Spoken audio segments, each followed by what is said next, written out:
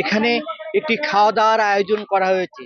শতাধিক মানুষ, অসহায় মানুষ, ভিখারি এবং প্রতিবন্ধী মানুষ এখানে এসেছে দুমুঠো খাওয়ার প্রত্যাশায়। এখানে বাবু গাজী বলে একটি ছেলে, যাকে সবাই চেনে পাঠাও কুরিয়ারের পার্সেল বয় হিসাবে। পার্সেল বয় নিজেই একজন দরিদ্র সীমার মানুষ, তারপরেও তার মানসিকতা এবং মানবিকতা এতই মহৎ যে সে প্রতি বৃহস্পতিবার এই রাজ্জাক পার্কে শতাধিক মানুষের, অসহায় মানুষের খাওয়ার আয়োজন করে থাকে। কখন বাজবে বেলা 2টা, আস্তে আস্তে ভিড় জমাতে শুরু করে অসহায় দরিদ্র মানুষগুলো, যারা লোকের বাড়ি কাজ করে খায়, ভিক্ষা করে খায়, প্রতিবন্ধী এমন মানুষগুলোই এই রাজ্জাক পার্কের এই আয়োজনে ভিড় জমায়। আর এই আয়োজনের উদ্যোক্তা একটি মানবিকতার মানুষ, বাবু গাজী। এই আয়োজনের মধ্য দিয়েই বাবু গাজীকে এখন সারা সাতক্ষীরার মানুষ এক নামেই চেনে। প্রথমে 30-40 জনের খেতে দেওয়া থেকে যাত্রা শুরু করলেও বর্তমানে শতাধিক মানুষ তার এই আয়োজনে অংশ নেয়। এই অসহায় দরিদ্র ভিখারি মানুষগুলো একটি বেলা পেট ভরে খেয়ে সন্তোষ প্রকাশ করেছে। ভালো খাওয়া দাওয়া হয়েছে আলহামদুলিল্লাহ। এরকম প্রত্যেক বৃহস্পতিবার জানা খাওয়া।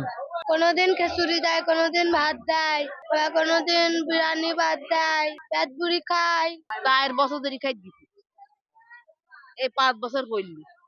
সে দরিদ্র সীমার মানুষ হয়েও যে মহতী উদ্যোগ নিয়েছে, অনেক বিত্তবান আছে, তারা যদি এই অংশ নেয়, এভাবেই অসহায় মানুষের পাশে দাঁড়ায়, তাহলে দরিদ্র সীমার নিচের মানুষগুলো আজ শান্তিতে বসবাস করতে পারত।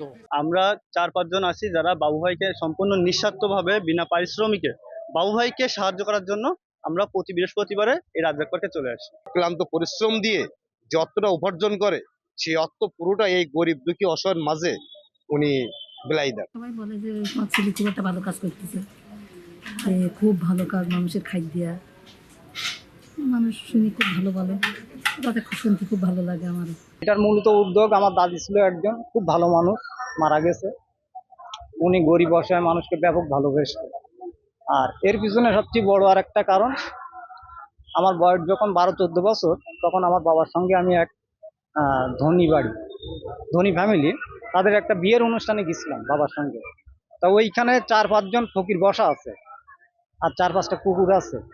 একজন বৃদ্ধা আছে লাঠি হাতে দাঁড়ানো গেটের সামনে, যা সবাই দাঁড়াই থাকে। এখন আমি ওই দেখলাম ওদের দেখা, আমি ভিতরে গেছি, খাওয়া দাওয়া করলাম, খাওয়া দাওয়া করে বেরিয়ে আসতেছি।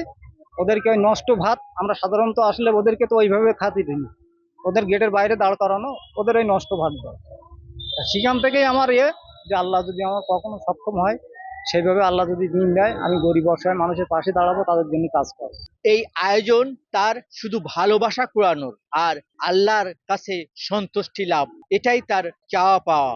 সে তার মাসের আয় দিয়ে আয়োজন করে ঠিকই, তার বাড়িতে কয়েকটি দোকান ঘর আছে, সেই দোকান ঘর ভাড়ার উপরেই তার সংসার চলে। তারপরেও সে থেমে থাকেনি, এই মহতী উদ্যোগ নিয়ে এগিয়ে যাচ্ছে এবং আজীবন সে প্রতি বৃহস্পতিবার এই অসহায় দরিদ্র খেটে খাওয়া প্রতিবন্ধী মানুষ, ভিক্ষুকদের খাওয়ার আয়োজন করে যাবে বলে জানিয়েছে পার্সেল বয় বাবু গাজী।